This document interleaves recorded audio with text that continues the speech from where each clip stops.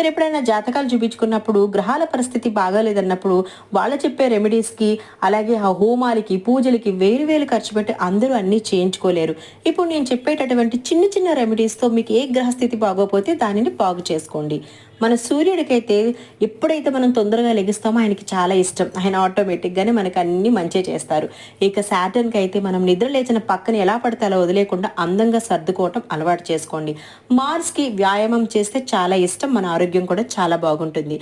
At the same time చంద్రుడు మనఃకారకుడు కాబట్టి మెడిటేషన్ని బాగా చేయండి. అలాగే గురుడికి పెద్దల పట్ల గౌరవం ఉండడము అలాగే గ్రాటిట్యూడ్గా ఉండడం వల్ల ఆయన ఎప్పుడు కూడా మంచి ప్రభావాన్ని చూపిస్తారు.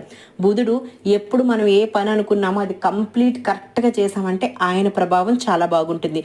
శుక్రుడు ఇంక ఈయనైతే అసలు మంచిగా నీట్గా ఉండడం, పర్ఫ్యూమ్ యూజ్ చేయడము, లగ్జరీస్ లైఫ్ని చాలా బాగా ఇస్తారు. సో ఇందులో ఈ రెమెడీస్ని ఫాలో అయ్యి మీరు మీ గ్రహస్థితిని బాగు చేసుకోండి.